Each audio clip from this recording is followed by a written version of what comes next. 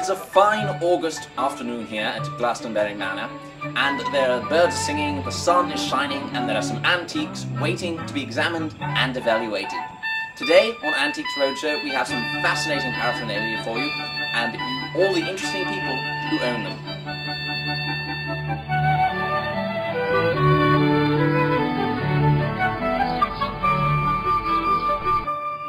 Hi, my name is Angus McPhee, and today I'm going to be talking about my grandmother's cup.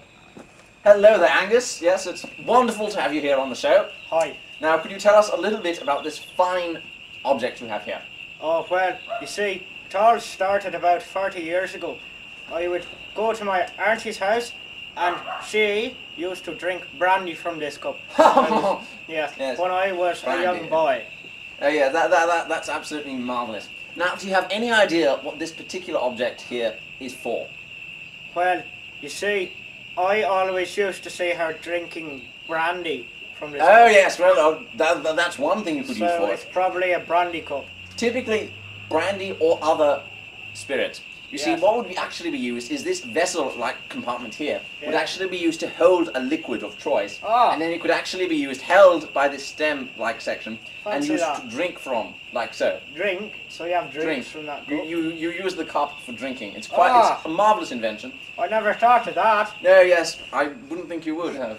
Yes, so what else do you know about it? Do you know where it originated? Oh, well, she didn't actually ever talk about this cup when she was living, but... She talked about it while she was dead, did she? No, I don't really... She never talked about it at all, actually. Yes, right, you know, I didn't know if it was a will or something like that. So she's bequeathed this to you, obviously. Yes. She gave it to you after she died. Oh, yes, she did. She gave it to me after she died. Now, you may be surprised to know that this is actually a very, very, very old specimen of a chalice. You can tell by the featureless plane which exists on this bulbous area that it is actually probably of Galilean origin, perhaps 2,000 to 3,000 years ago. Was that from where Jesus was from? Yes, I'm getting to that. Oh, yes. right. Okay. You can see by the curvature of the stem here that I believe it was actually forged by the famous silversmith Ishmael of Nazareth, who lived in a small sandstone hut in approximately 33 to 68 BC. Oh, darn. 33 BC to 66 AD. I'm sorry about that. Oh, darn. That's a long time ago, huh? Yes, it is, Angus.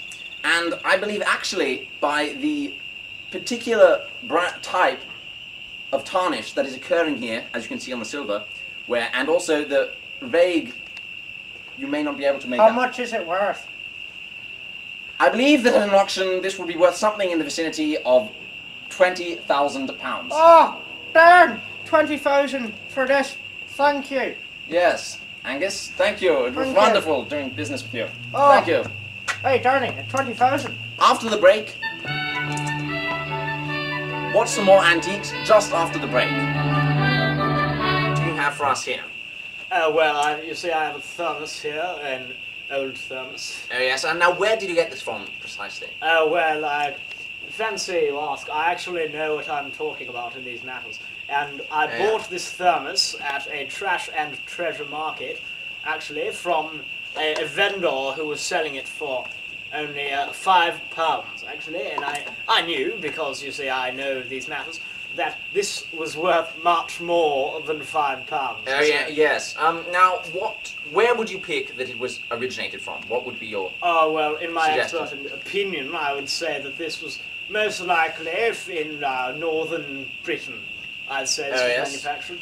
You would assume in the 20s or 30s, typical of the Art Deco design. Of course, exactly. Yes, that is what I would think. And you would think that the design seems typical of someone of a Swiss designer for thermoses, who was popular at the time, like Schnachenblurg or Stollenmechern. Of course, yes, exactly. Of course, that is exactly what I would have thought. There's a strong rivalry between those two brilliant designers. Yes. Unfortunately for you, I would have to suggest that this is probably an imitation. You can tell by the poorly printed... I believe No, I'm quite sure. You can tell by the poorly printed stripes there. Yeah. Also, the fact that it says Aladdin's Best Buys, made 2008, Nashville, USA. I believe that's obviously part of the design. Oh wait, no, you're right, sorry, I'm sorry about that. It says that there, it actually says made in Korea. That was part of the design. Well done on picking that up. I know. Unfortunately, how much do you think this would be worth? Well, I would say far in excess of £500. I'm rather sorry to disappoint you, but I would probably suggest that if you were to bother insuring this particular antique at all, I would not do so for any more than £3 to £4. I say, sir, you are a fake and a liar, and I will not stand to be superseded by some golly-nolly ditchwit. We'll see more antiques after the break. Alright, next up we have Roy from Newcastle, who has something very interesting to show us indeed. How's it going, Albert? Albert? Right, Roy? Yes, well, what I've got today is I've got myself a shrunken head, Oh my, oh yes, that's... Okay. Oh, that's a fine specimen indeed. Yes, it's quite young, actually. Yes, so how did you come about that? Is it a family heirloom, or? It's a funny story, actually. Yes. Basically, what happened is, about 5 years ago, my wife passed away. Bless her soul. Yes, Regina was her name. And they came to take her body away, and I said to them, oh, that's a god-awful waste if you take her body. And so I grabbed her head, and I grabbed the hacksaw and chopped it off. Oh, yes. And then chucked it in a bit of alcohol and it shrunk, and so I'll show you. Oh yes, so why don't you show us? Show it to the camera, that way. There we go, have a zoom in on that. It's gorgeous, isn't it? The old bird. Yes, that's wonderful. And so, what do you reckon? What do you think? So, and you've had it for a long time, have you? Well, 5 years. What condition have you been keeping it in? Has it been sealed, or? Oh well, actually, it's been sitting up on the mantelpiece. And, and the kids say to me, they say, "Oh, Dad, throw that old thing away." It's funny, actually.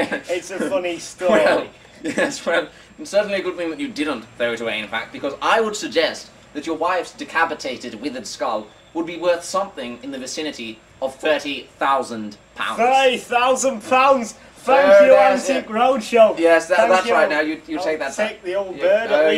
At least she went to some use. Yes, it was wonderful doing business. Thank you very much, sir.